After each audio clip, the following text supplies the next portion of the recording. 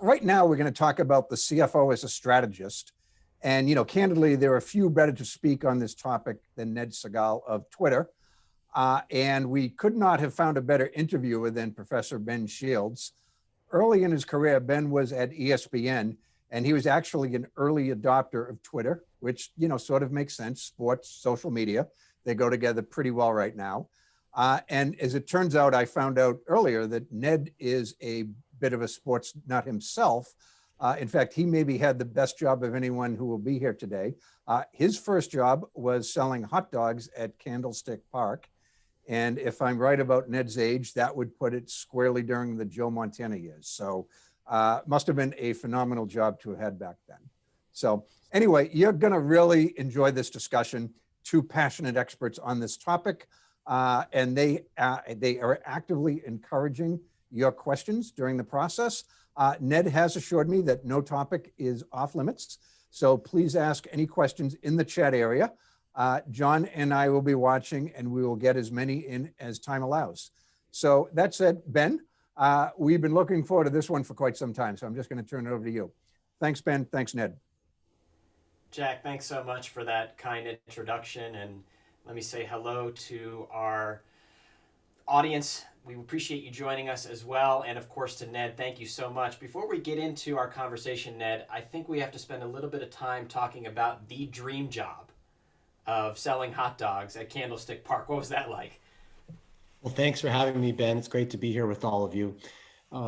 My job in high school, I actually applied while I was still 13 so that I could start right after I turned 14, which was the minimum age requirement, was to sell first sodas, and then you work your way up if you hustle and you sell enough to peanuts and hot dogs and then drumsticks, and then ultimately programs was like Nirvana. At Candlestick Park, I grew up in San Francisco, and those are great times to watch the Giants and the 49ers. I worked hard, and you learn a lot about people from how they treat you when you're in a job like that. I got to watch some great games, and I made a little money, which I was able to use to take my then girlfriend and now wife to the movies, or to tell you how old I am, or to go buy tapes, not CDs yet, but tapes to enjoy in my spare time. Well, that's great, Ned. And from your start selling hot dogs at Candlestick Park to now being CFO of Twitter, can you tell us a little bit about your leadership journey, how you got to where you are today? Well, I've always enjoyed the opportunity to provide leadership, whether it was on a sports team as a kid, in my role today, or in other roles, formal or informal in my life. And one of the things that I enjoy most about it is when you can help people do their best work, whether it's on a sports field or at a desk or in front of a laptop on their sofa during a shelter-in-place environment as we find ourselves today. It is so rewarding when you can help people understand their strengths, when you can help them think about what we sometimes call weaknesses, the skills that might not shine brightest for them, how to be honest and upfront about them, how to seek help around them, and how to find roles in their careers where they can thrive, because the traits, the things that they're best at really shine, and the things that they're not as good at, or the things that may interest them less, maybe are less of a priority for a job like that one. Yeah, it's interesting. That view on leadership aligns very well with my own personal definition of leadership, which is you make those around you better, which again is very much from the sports world, but clearly applies in the corporate world as well. Now, I tried to make myself 6'4", and I had a hard time doing that, which is why I ended up in a job like this one as opposed to on the basketball court. Yeah, likewise, unfortunately. So nothing tests leadership like a crisis. And this session really is about kind of understanding how you view yourself as a leader, how you view yourself as a strategist. And we can get a sense of that by looking at the crises that you have navigated throughout 2020. And so I want to start way back at the beginning of the pandemic, March 2020. The pandemic initially hits. In fact, it was the NBA suspending its season on March 11th that signaled that, hey, this is something that we as a society are going to have to deal with. Take us back to that first week, right after March 11th hits, the pandemic is real. How do you respond immediately at Twitter from a leadership standpoint? Well, the pandemic really started for us at Twitter a few weeks earlier, as a matter of fact, because we have offices all over the world, and we had to think about our team spending time in China. We had to think about them and their safety in Hong Kong and other offices in Asia.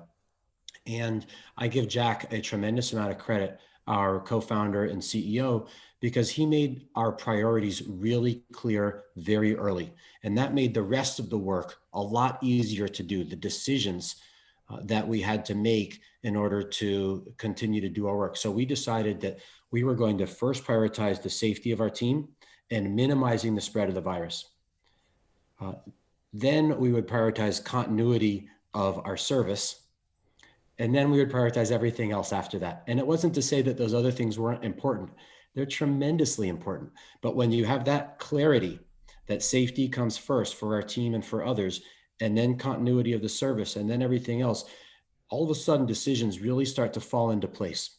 And so it was obvious very early that we needed to close our offices and ask people to work from home. It was obvious that whether this was going to last weeks or months, that we needed to make sure that people had the tools to be effective, whether they were collaborating with colleagues or doing work on their own, and that we needed to continue a shift that we've been working on for some time at Twitter to decentralize our team, which meant making sure that work is being done asynchronously, making sure that we're not rewarding the people who are in the room or at the table unfairly relative to people who may be in other locations.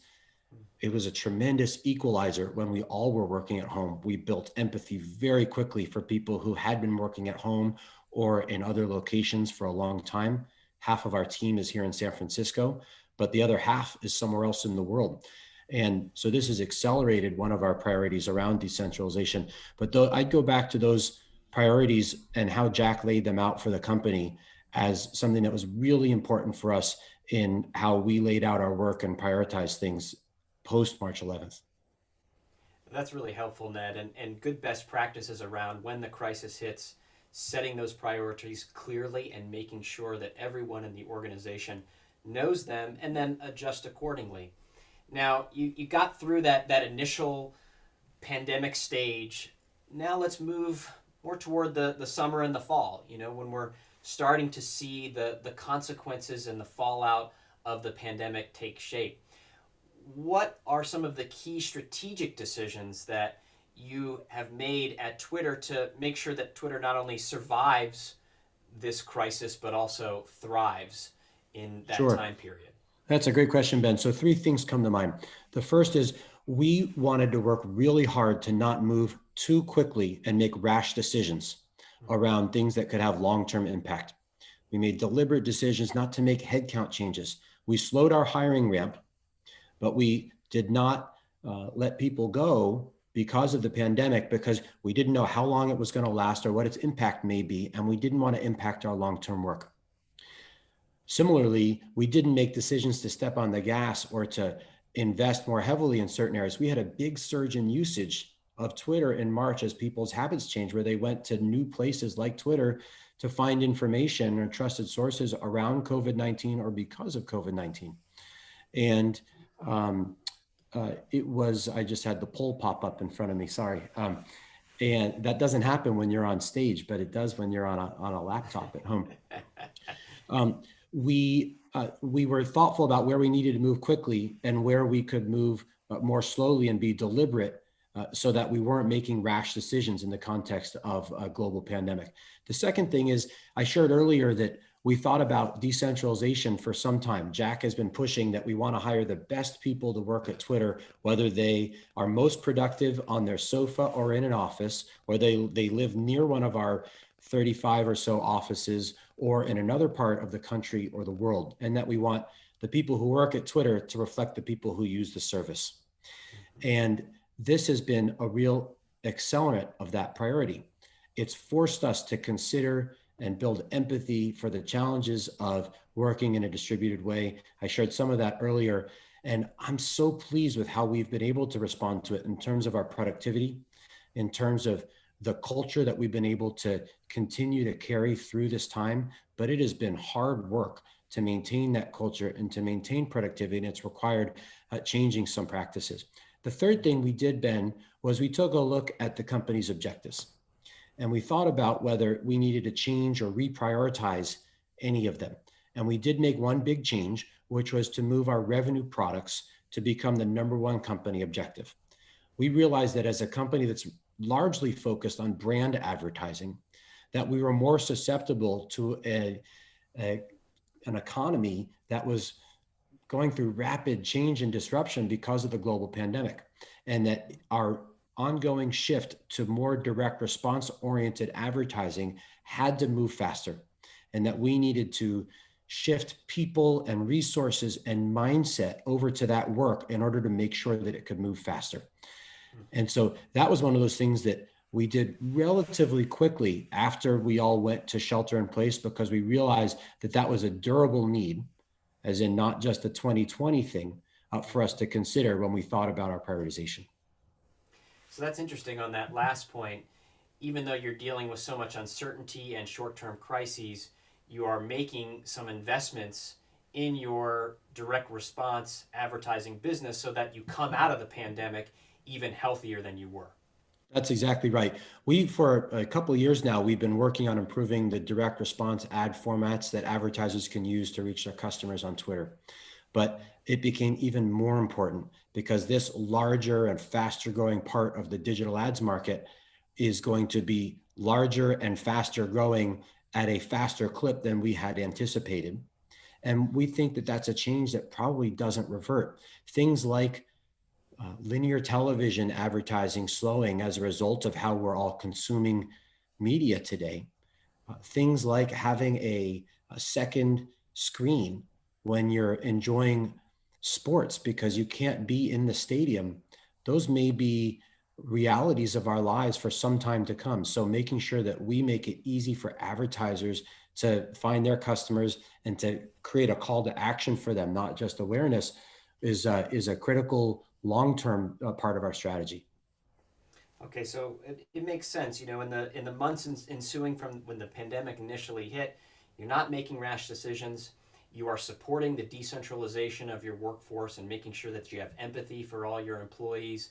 You're investing in the business so that the revenue engine continues even beyond the pandemic. So I can see how you're surviving this pandemic and thriving as well. You know, interestingly, as we've seen in 2020, it's been a year of multiple crises. And another crisis that the United States has been addressing, and in some places around the world, is a reckoning on race. And there's been increasingly a call to action for companies across the country to help address some of the racial inequalities in our country. How has Twitter taken on this challenge, and what actions have you taken to do so?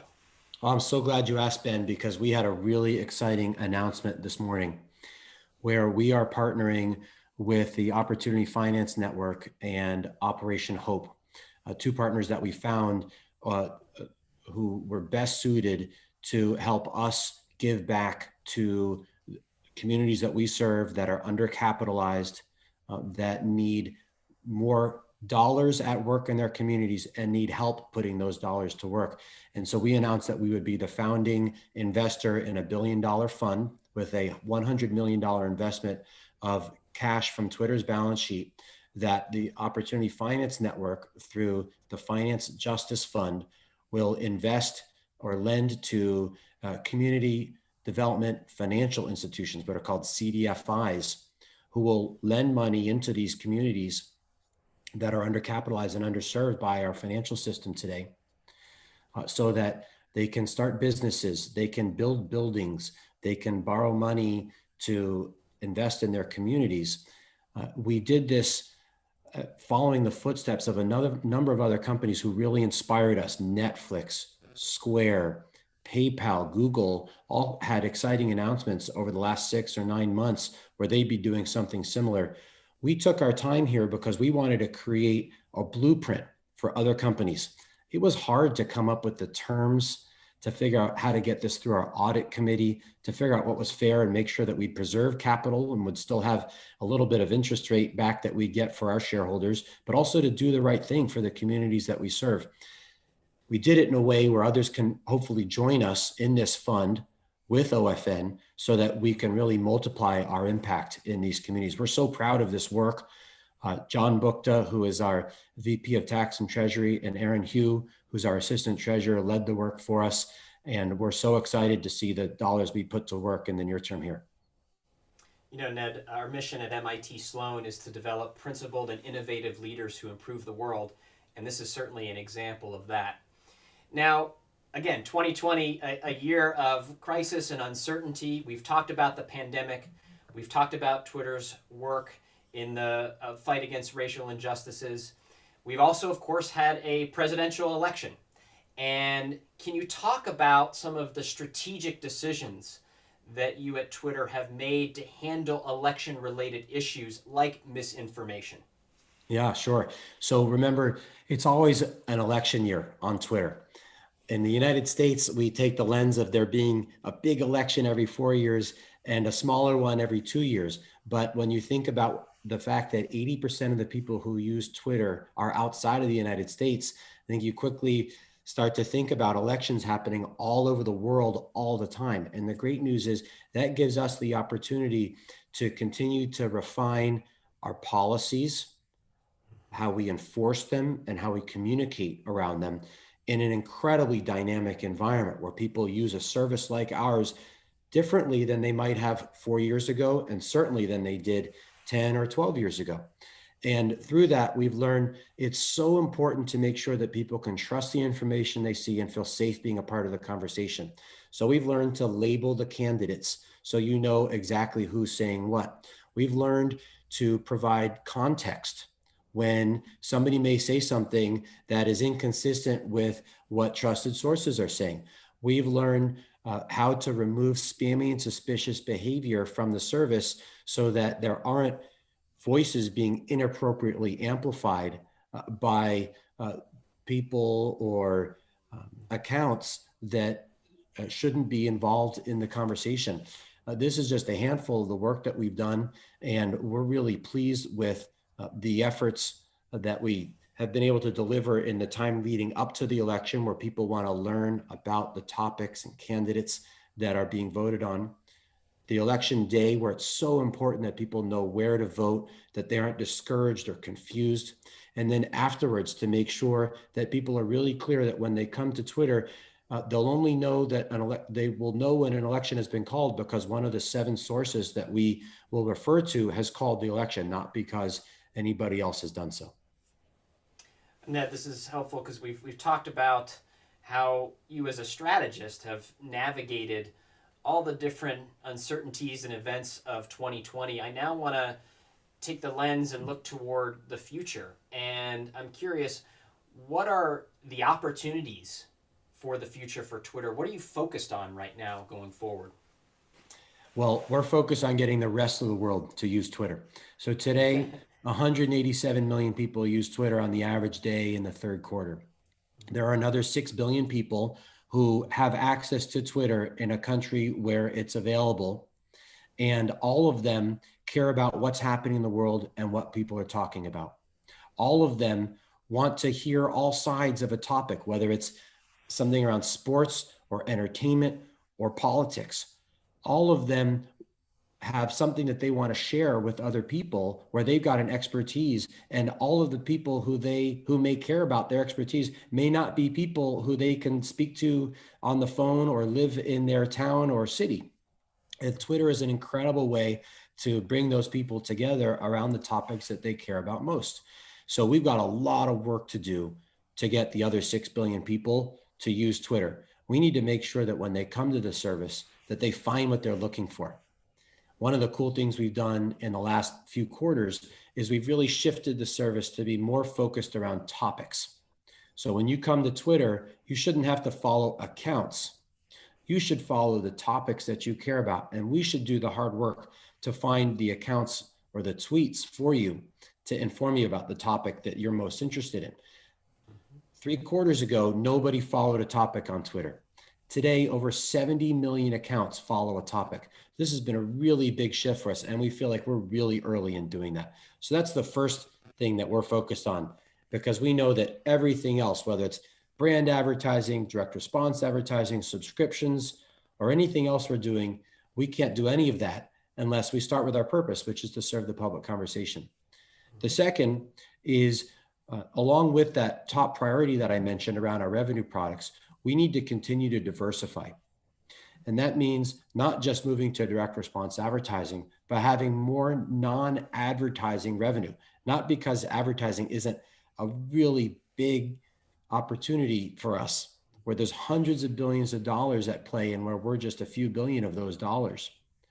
But we know that there's so much more that we can do, whether it's around subscriptions, which we've talked about, or commerce, or other opportunities that we'll continue to explore over time. That's an exciting time for Twitter, and I have to say, I've been following a machine learning topic, and it's been very useful. Great way to keep up on the field and learn some new information as well, so I'm a fan of that product. All right, I've got a couple more questions for you, and then we'll get some questions from the audience here. You know, Ned, a big theme, of course, in our conversation thus far has been just the uncertainty in the world. So as a strategist, how do you think about and plan for alternative scenarios? We can't necessarily predict the future. So can you kind of give us a sense of what your mental model is for leading and navigating through such uncertainty in the world? Sure. Well, Ben, not everything fits into a spreadsheet. And as a finance professional, sometimes one has a proclivity to try to make sure that everything can fit into a cell in that spreadsheet. But we have to recognize that our partners who were helping to make great decisions to allocate resources and grow our companies need help thinking about things that where sometimes we have to live in the gray. And so if you think about the environment we're in today, that means doing scenario planning, where sometimes you might have one scenario, you may need 3 today. It means when you're talking to a board or when you're talking to a group of people who are making resource allocation decisions, to help people understand that there's probably more variability today, and that more of it may be things that are beyond your control than they are in a typical environment. And then to think about how you want to show up in an environment with more variability. Are you going to be really strict about some kinds of things? And are you going to be really aggressive about others? At Twitter, we've chosen to take a multi-year view at a time like this, because we recognize that there will be things that happen that are beyond our control. But we know that serving the public conversation is going to be our purpose 3 years from now, the same that it is today. The need to continue to shift the service towards topics is not going to change depending on when we get a vaccine or when we get back into our offices. Our need to continue to diversify our revenue streams will not change either. And so continue to invest in those things, recognizing that there could be some significant variability in the near term, is an example of how we've done it. But we try to do it informed by scenarios, as opposed to being as focused as we may have been in other years on the mid case or the most likely case. Regardless of all of that, we don't use scenarios as an excuse to be wrong.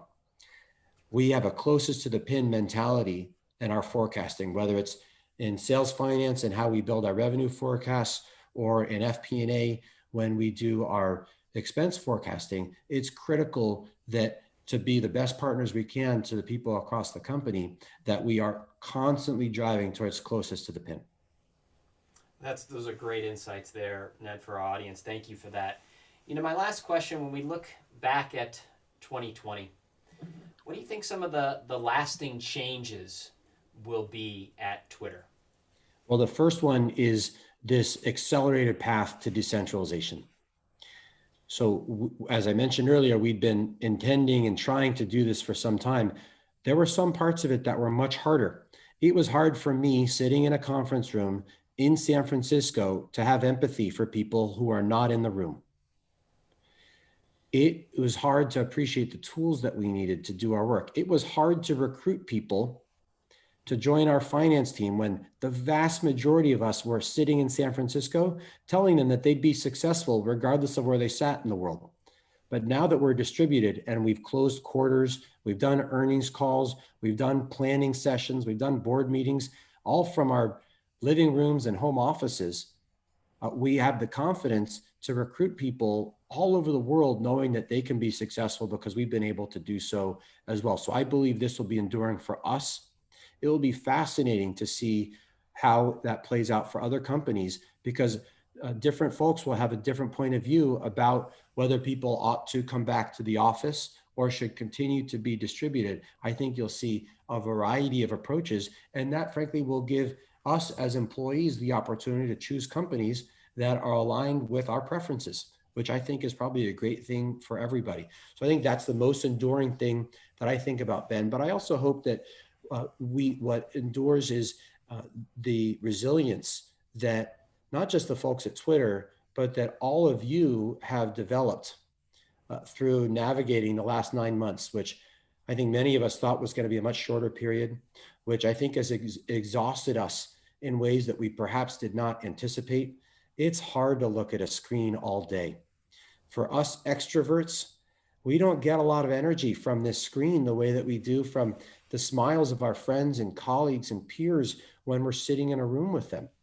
And so we have developed, I think, a resilience to the mindset we bring to our work, to our friendships, to our families. And I hope that we can carry that forward for decades to come. Yeah, I think that's so well said. I think we've all been forced to learn how to be resilient, and hopefully we'll keep that with us. And also very interested to hear your thoughts about how the move to decentralization will continue at Twitter. And I can say, just from the MIT Sloan standpoint, we've had a mix of online education, and it is possible to create and maintain a culture even though it's virtually distributed. And That's so interesting to hear you say that, Ben.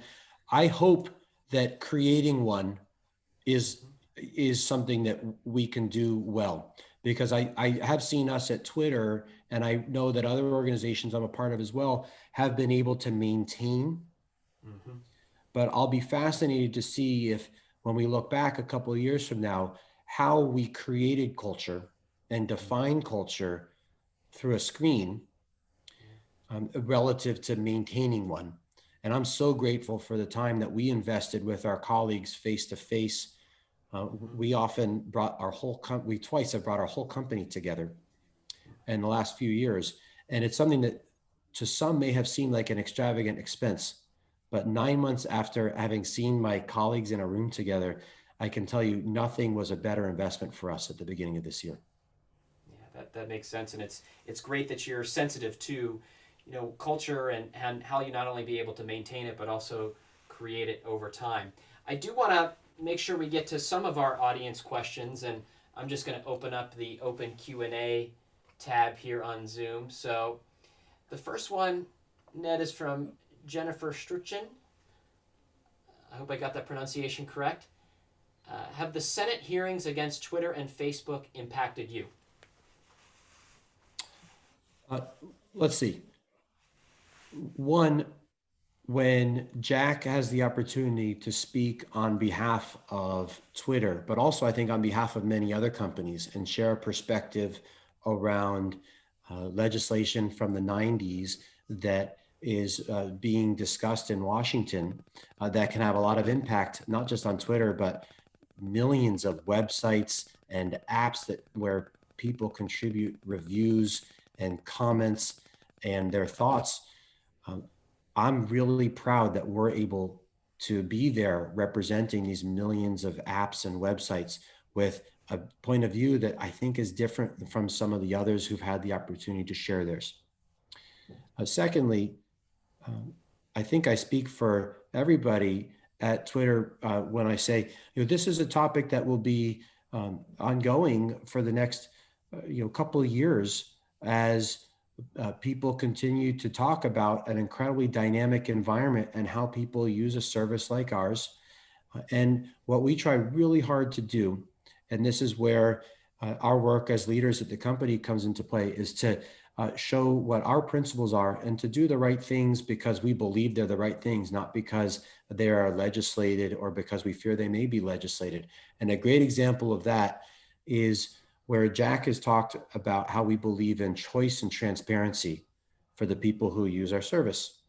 About a year ago, we put a button at the top of the home timeline that allows people to switch back and forth between our algorithm, which tries to show you the most relevant tweets for you, and reverse chronological, which is just everything in the order in which it showed up. And that kind of choice and transparency, and we did it with the confidence that it was just the right thing to do without being certain what its impact might be, is the kind of thing that we think will really help people build trust in a service like ours, and hopefully helps our conversations with legislators and regulators, because they understand that we're going to do what we believe is the right thing to do for the people who use our service. That's great. Thank you, Ned. We have another question here from Kristen Todd. Companies have a range of shareholders with a range of social impact focus. You can't do everything. What advice would you give to other CFOs on how to choose what a company focuses on? Well, first, I think the company needs to decide what it wants to focus on. And we all earn our shareholders. We earn the trust of the employees who come to work at our companies. We earn the trust of our partners and the customers who work with us, and so on. And it's important that a company lets people know what it stands for. And in doing so, you can't have the goal to make everybody happy. At Twitter, our goal is to make sure that our principles are really clear, that we communicate them clearly, that we, when they come down to policies, that we are consistent and fair in how they are enforced. When we're allocating our capital, whether it's to do an acquisition, to buy back our shares, to pay employees, or to put money into the financial justice fund, we want to be applying our principles so that when a shareholder or another stakeholder looks at us, they can say, well, it looks like they're continuing to be consistent and transparent. And if they disagree with them, then they can make their choices about whether we're the right company for them. But we think it's really up to us as leaders to be really clear how we make our decisions, what principles guide them. And so I would encourage every CFO and every other leader at a company to go back and consider those with their team, so that every decision that you make is not judged by the decision alone, but by the principles that guide those decisions. Excellent. Well said. You know, Ned, we've spent a lot of time talking about your role as a strategist and as a leader. We've taken some nice questions from the audience. In our last remaining minutes here, I just wanted to spend a little bit on professional development, and especially in 2020. We all have had a surplus of time. I can imagine for you, you don't have to travel as much as you did, right? If at all, because of shelter in place. So how have you been spending this time? Well, one, I'm having dinner with my family every night as opposed to many nights. And when I say my family, I mean all three kids and my wife. And we are so grateful for that time that we have together and for the consistency that it provides. The last time my 9-year-old asked me if he was going to see me the next day was in April. And that is really a wonderful thing that I hope many of us have benefited from during this otherwise pretty challenging time. I get to exercise with more consistency, and I think that helps me show up better all day. I'm probably sleeping a little more consistently than I have in the past. And I may be eating and drinking a little more consistently than I have been in the past. I don't miss that Sunday on the airplane, but I make sure to have a few cookies after dinner for sure. One of the things that I do worry about, Ben, at a time like this is it's really easy for us to just keep going from meeting to meeting and to just be very scheduled and to do the tactical things that our jobs require. And I've tried to be very deliberate in creating time and space to do the unstructured work, the thinking, the partnering and collaborating that we sometimes would do over lunch, in the hallway, after work, in a more casual setting like an offsite. but I've had to schedule that time and be very deliberate about it because I worry that without it, our relationships may degrade, our creativity may degrade, we may get bored and do that tactical work less well, or we may look up in a year and find that our strategies, whether they're at the company level or at the micro level around a specific project, have become stale because we haven't revisited them with the same rigor that we otherwise would have. I'd encourage you all to figure out your way to do that, whether it's being deliberate in how you schedule it or something else. You know, Ned, I can say when this pandemic hit, I looked at some of the research on virtual teams, and one best practice that came up over and over again was to structure unstructured time. And that's critical for your own professional development and also the ability for you to connect with your employees as well. So it's great to hear you say that. That is certainly substantiated in the academic research around distributed and virtual teams as well. Ben, I'm a little bit of a geek about this, but we color code my calendar and we look back at it once a month to see how I'm spending my time. And I know that if I don't have about 20% of my time unstructured, that I look back and regret it because I'm not getting enough time to think or to do spontaneous things, to be strategic. And that amount of time, if I have it set aside, I can use it really well. And if I don't, I regret it.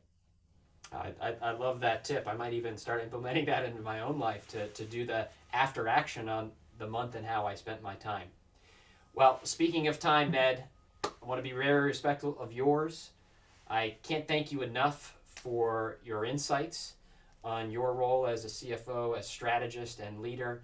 Been a thrill to talk with you today, and thanks again to our audience for your questions. Anything else before we get you out of here? Well, Ben, thanks for having me. Jack, thank you for inviting me. And thank you to all of you for watching or listening today. You've taken some time today to invest in yourself and your career. It's not easy to do this, and it's not the same as when we all get to be in person, but I applaud all of you for investing the time today, and I hope this was worth it. See you on Twitter.